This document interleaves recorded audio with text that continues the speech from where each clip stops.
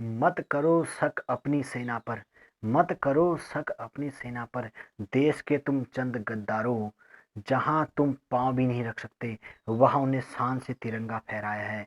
मेरे प्यारे बच्चों, नमस्कार, आदाब, अभिनंदन। और मैं आज बहुत व्यथित हूँ, मन बहुत विचलित है, दिल में एक ऐसी वेदना उभर रही है कि मैं आपको शब्दों से एक्सप्रेस नहीं कर सकता।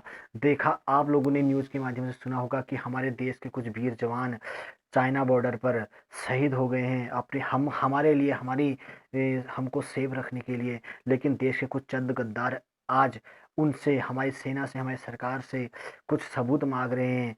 तो यह बहुत ही शर्मनाक है, जितनी भी इसकी निंदा की जाए कम है। तो बहुत विचलित है मन, लेकिन क्या करें, दुनिया चलती रहती है, तो हमें भी अपना कार्य चलाते रहना पड़ेगा। और इसलिए मैं उन सभी शहीदों को और उनके सभी परिवार को अपनी ओर से और आप लोगों की ओर से सैल्यूट करना चाहूँगा। और चाहूँगा कि वो हमारे मन में और अब जहाँ भी रहें हमेशा खुश रहें, जहाँ भी उनके परिवार को यह असीम दुख सहने की ताकत दे। तो इसी एक दुख भरी श्रद्धांजलि के साथ आज का हम यह प्रोग्राम और यह वीडियो शुरू करते हैं। तो आशा करता हूं कि आप कभी भी अपने देश की सेना और अपने देश के जो रक्षक हैं, हमारे डॉक्टर्स, पुलिसमैन और हमारे जितने भी हमारे देश के सेवक हैं, उनका सम्मान करेंगे और उनके बारे में भद्दी टिप्पणियां नहीं करेंगे। यही आपकी मेरे लिए गुरु दक्षिणा होगी और अपने देश के लिए सच्ची देशभक्ति होगी। आपको ज़रूरत नहीं है कि आप बॉर्डर पर जाकर सैनिकों की तरह भांति बंदूक उठाकर लड़ें। सब अपना अपना काम करें ईमानदारी से, तो आप स्वयं ही देशभक्त कहलाएंगे। तो आज की वीडियो शुरू करते हैं। हम सिंगुलर नाउन और प्लूरल नाउन के अंतर्गत सिंगुलर से प्लूरल मतलब एक वचन से बहुवचन बनाने की कुछ महत्वपूर्ण नियम बना रहे थे। और उनके बाद हमने लगभग लगभग सभी नियम पूरे कर लिए हैं। आज हम केवल लास्ट के 2 नियम पूरे करने वाले हैं और हमारा यह चैप्टर खत्म हो जाएगा। तो आपने देखा होगा कि सिंगुलर से प्लूरल बनाने के लिए हम एस हटाकर, ई एस हटाकर, आई एस हटाकर, आर ई एन हटाकर, वी ई एस हटाकर और अंत में आज का जो टॉपिक है वाउल हटाकर, हम एस और ई एस हटाकर लगाए वाउल हटाकर सिंगुलर से प्लूरल बना सकते हैं। तो आशा करूंगा कि आज का यह जो अंतिम वीडियो होगा इस टॉपिक का, आप इसको एंजॉय करेंगे। अगर आपको इसके बाद भी कोई क्वेरी रहती है तो आप ज़रूर मुझे बताइएगा। और मैं बार बार आपको ये रिवीजन कराते जा रहा हूँ। कुछ बच्चे सोच रहे होंगे कि सर बार बार एक ही चीज़ रिपीट करा रहे हैं, लेकिन मेरे बच्चों, जब तक हमारा कन्फ्यूजन दूर नहीं होगा हमें उसे कंप्लीट करना है, उसको उस क्वेरी को जरूर वॉश आउट करना है, तभी हमको समझ में आएगा अगली वीडियो में क्या है। तो देखते हैं। नाउन और वर्ब में कन्फ्यूजन मैंने बताया था कि नाउन में अगर एस एस लगता है तो प्लूरल बन जाता है और वर्ब में एस एस लगता है तो सिंगुलर बन जाता है। तो आज का हमारा टॉपिक है वावल को चेंज कर ना हम एस ई एस हटाएंगे, ना हम आई एस लगाएंगे, ना हम वी एस लगाएंगे, ना हम आर एन लगाएंगे। तो वावल हटाकर कैसे करना है, तो देखते हैं। कुछ नाउन यहाँ पर रूल नंबर 12 है कि सामान्यतः कुछ ऐसे एक वचन या सिंगुलर नाउन होते हैं जिनके बीच में वाउल को बदलकर प्लूरल बनाया जाता है। मतलब हम वर्ड के पीछे एस ई एस ऐसा कुछ नहीं लगाएंगे, बल्कि उनके अंदर जो वाउल है उनको चेंज करेंगे। in English language, in general, there are some singular noun between which the vowels are changed to plural। मतलब जिनके पीछे अंदर अंदर जो वावल होते हैं, अगर वावल को हम बदल देंगे तो प्लूरल बन जाएगा। जैसे मैन, MAN, आपने देखा मैन है, इसके आगे क्या है, ए लगा है, तो हमने यहाँ पर NS कुछ भी वर्ड नहीं लगाना, कुछ भी शब्द नहीं लगाना, आपने सीधे मैन का म्यान कर देना है। ठीक है ना। इसका मतलब मैन मतलब एक आदमी, मैन मतलब बहुत सा आदमी, वो मैन, टूथ का टीथ, फुट का फीट, माउस का माइस, माउस मतलब चूहा। ठीक है ना। ओके। अब फुट मतलब पैर, एक पैर की बात हो रही है, अगर हमने बहुत सारे पैरों की बात करनी है तो फीट हो जाएगा। ठीक है ना। टूथ मतलब होता है दांत, एक दांत की बात हो रही है। ठीक है। तो टूथ का मतलब एक होता है और टीथ का मतलब दो, बहुत सारे दांत होते हैं। ठीक है। माउस एक वर्ड है, माउस का मतलब चूहा, इसका क्या हो जाएगा, माइस। क्या लॉज, लाउज बोलते हैं इसको। ठीक है, उच्चारण थोड़ा अलग है। लाउज मतलब होता है घृणित व्यक्ति, जो भी बोलते हैं। या एक हम यहाँ पर बोलना तो नहीं चाहिए लेकिन आपको बताना है, हम कभी कहते हैं कमीना एक वर्ड होता है। ठीक है ना, जो एब्यूजिंग वर्ड में आता है। तो लाउज मतलब होता है कमीना व्यक्ति, जो बहुत गंदा व्यक्ति हो, घृणित व्यक्ति हो, जिसको देखकर घृणा है। तो लाउज मतलब बहुत सारे घृणित व्यक्ति। जैसे लाइज, इसका प्लूरल क्या हो जाएगा, लाइज। तो डोरमाउस, ठीक है ना। डोरमाउस क्या होता है, गिलहरी की तरह दिखने में एक जानवर होता है जो कुतरता है, काटता है, ठीक है। तो ये कुछ वर्ड है, इनको आपने याद कर लेना है, बहुत सिंपल है, इसके लिए रूल याद करने की जरूरत नहीं है। बस आपने इन शब्दों को याद रखना है कि मैन का म्यान हो जाता है, वोमेन का वोमियन हो जाता है, टूथ का टीथ हो जाता है, फूट का फीट हो जाता है। तो समझ में आ गया होगा कि रूल नंबर 12 क्या है कि जब हम वावुल को बदल कर भी सिंगुलर से प्लूरल बना सकते हैं। तो आपने यही वर्ड याद करने और यही वर्ड यूज होते हैं, इसके अलावा एक्स्ट्रा कोई वर्ड ज़्यादा इंपॉर्टेंट है नहीं, इतने से ही आपका काम चल जाएगा, ठीक है ना। तो लगभग लगभग 12-13 ये वर्ड हैं, इनको याद कर लेंगे। एक इस चीज़ से रिलेटेड दूसरा रूल है कि कंपाउंड वर्ड, आपने सुना होगा कंपाउंड नाउन। कंपाउंड मतलब होता है, आपको पढ़ाया था ना सेंटेंस, सिंपल सेंटेंस, कंपाउंड और कॉम्प्लेक्स सेंटेंस। साधारण वाक्य, कंपाउंड मतलब जुड़े हुए वाक्य, जो दो शब्द दो वाक्य उससे जुड़ते हैं ना, दो वाक्य जो जुड़े होते हैं, तो यहाँ पर दो शब्द जो जुड़ते हैं मतलब कंपाउंड वर्ड, ठीक है ना। माता पिता, भाई बहन, तो ये दो वर्ड हैं, इनके बीच में हमेशा क्या होता है, एक कंजक्शन लगा रहता है, ठीक है ना, या हम एक डैश का साइन लगा रहता है, जिससे पता चल जाता है कि ये कंपाउंड वर्ड है। समझ में आया। तो अगर ऐसा वर्ड हो तो इनमें भी ऐसे ही होता है। देखो फुटमैन, ठीक है ना, फुटमैन, अच्छा फुटमैन मतलब होता क्या है, देखिए पैदल चलने वाले सैनिक बोलते हैं, ठीक है ना जी, ठीक है, ओके। पैदल चलने वाली जो पैदल सेना होती है उसको बोलते हैं फुटमैन, ठीक है, पैदल। तो फुटमैन का क्या हो जाएगा, फीडमैन नहीं होगा बल्कि फुटमैन हो जाएगा। क्या बोला था, रूल देख लेते हैं, ठीक है ना। कुछ ऐसे एक वचन संयुक्त सिंगुलर कंपाउंड नाउन हैं जिनके बीच के वावल को बदलकर, ठीक है, प्लूरल बनाया जाता है। तो आप यहाँ पर एक चीज देखेंगे, फुटमैन, ठीक है, वाशरमैन, वाशरमैन मतलब होता है धोबी, वाश धोना, वाशरमैन, वाशर वोमेन, धोबी, धोबिन जो औरत होती है, ठीक है। तो इनमें एक चीज आप कॉमन देख रहे हैं, क्या कॉमन देख रहे हैं, देखिए जितने भी इंग्लिश, पोस्टमैन, वाशरमैन, बेगरमैन, ठीक है ना, किन्समैन, किन्समैन मतलब होता है, आपको पता होगा रिश्तेदार, ठीक है ना, किन्समैन मतलब रिश्तेदार, आपके रिलेटिव, ओके। इंग्लिशमैन और नोबल, नोबलमैन मतलब होता है सज्जन, जेंटल व्यक्ति, जो बहुत जिसका सम्मान है, ऑनरेबल पर्सन, ठीक है ना, ओके। और man of war, man of war मतलब होता है, ठीक है, समुद्री सेना का जहाज।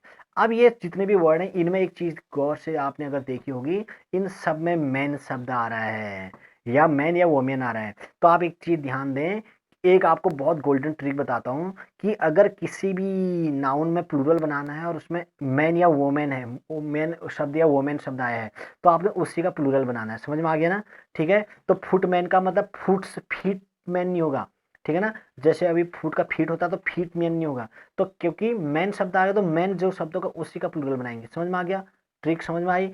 इंग्लिश मैन मतलब होता है, इंग्लिश तो भाषा होती है, इंग्लिश, इंग्लिश मैन मतलब अंग्रेज, ठीक है ना, ओके। अब इंग्लिश का प्लूरल नहीं बन सकता है तो मैन का बनेगा, ठीक है।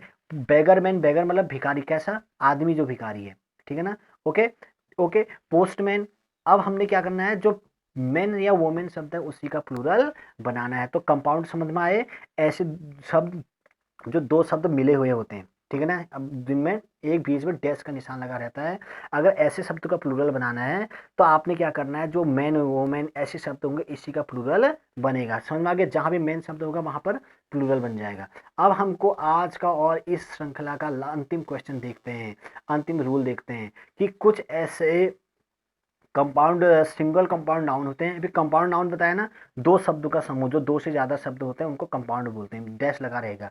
तो इसमें क्या करना है, अगर मैन शब्द आएगा तो मैन वाले शब्द का बनेगा। अगर हो सकता है हर बार मैन ना आए, फिर क्या करोगे। कुछ बच्चे ऐसे सोच रहे होंगे कि मैन ना आए, तो कविता पांडे का यहाँ पर कमेंट आया है कि सर आपका पढ़ाने का तरीका बहुत ही मजा आता है, ऐसा हमने कभी नहीं पढ़ा।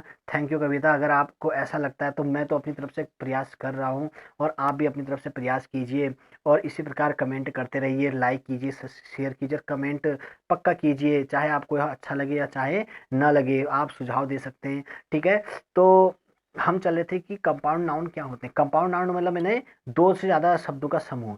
अब अगर उन समूह में मैन या वोमेन शब्द है तो आपने उस शब्द का मैन का मैन, वोमेन का वोमियन बनाना है, ठीक है।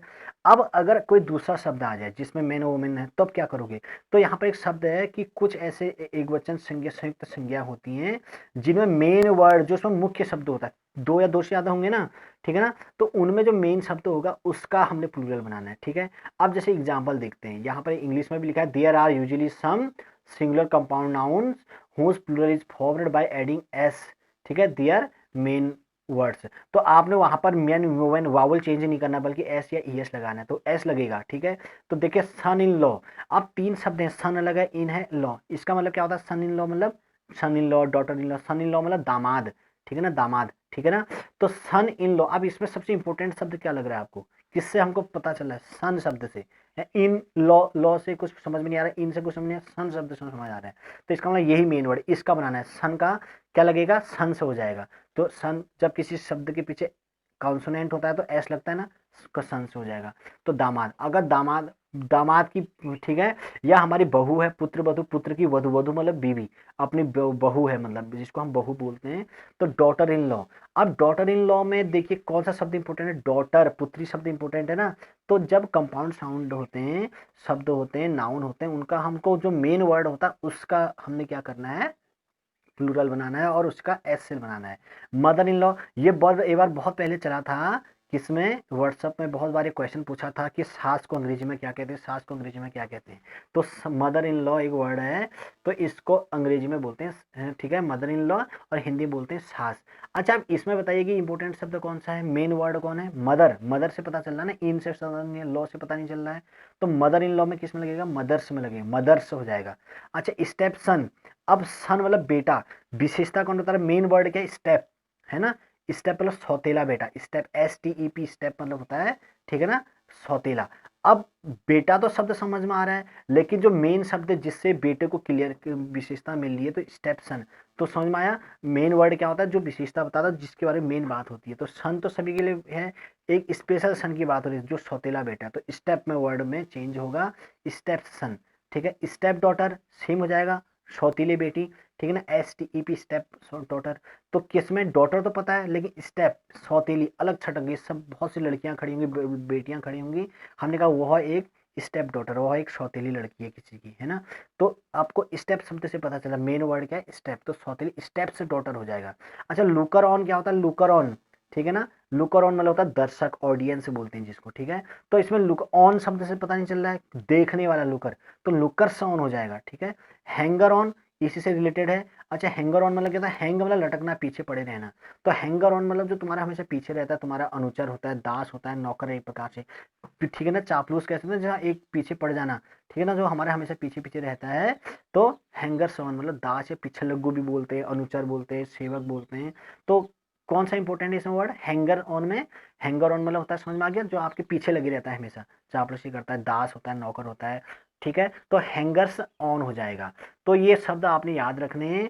क्या रूल थे, एक बार रिकैप कर लेते हैं। पहला रूल क्या था कि वावल को चेंज करके हम प्लूरल बनाते हैं, मतलब मैन शब्द जिसमें भी होगा उसका प्लूरल बनेगा, मैन या वोमेन का, ठीक हो गया। दूसरा शब्द क्या था, अगर कंपाउंड हो, जिसमें कंपाउंड वर्ड हो, जो ये वाला रूल था कि उसमें आपने अगर मैन शब्द है तो मैन का अंग्रेजी, मैन का प्लूरल बनेगा वही। लेकिन अगर हो सकता है कि मैन या वोमेन शब्द ना हो, तो आपने देखना है कि उनमें से जो मेन वर्ड है, मेन वर्ड कौन सा है, ठीक है ना। जैसे सन इन लॉ में, सन इन लॉ में सन है, तो सन मतलब बेटे की बात हो रही है, तो इसका प्लूरल बनेगा। तो दोस्तों आशा करता हूँ कि आपको ये वीडियो समझ में आया होगा, आपको ये क्लास समझ में आई होगी, आप इंजॉय कर रहे होंगे। आप इनको जब मैं बोलता हूँ तो पहले समझ लें, और उसके बाद इस वीडियो को डाउनलोड कर लें, ठीक है ना। और उसका आप अगर चाहें तो स्क्रीनशॉट लेकर इसके नोट्स बना सकते हैं, और बहुत अच्छी हैंड राइटिंग में नोट्स बनाएं, ठीक है, जिससे कि आपको पढ़ने में, ठीक है, आपको आसानी मिले। आपको पता है कि हैंड राइटिंग का बहुत इंपॉर्टेंट रोल होता है। महात्मा गांधी को हमेशा पछतावा रहता था कि उनकी हैंड राइटिंग बहुत खराब थी। तो हैंड राइटिंग हमारे व्यक्तित्व को दिखाती है, तो अपने हैंड राइटिंग को इम्प्रूव कीजिए। ये आज की मेरी एक बेस्ट सलाह है। तो आशा करूंगा कि आपने बहुत एंजॉय किया होगा, और आप इस भी चैनल को जरूर लाइक कीजिए, सब्सक्राइब कीजिए। तब तक के लिए आपका धन्यवाद। अगली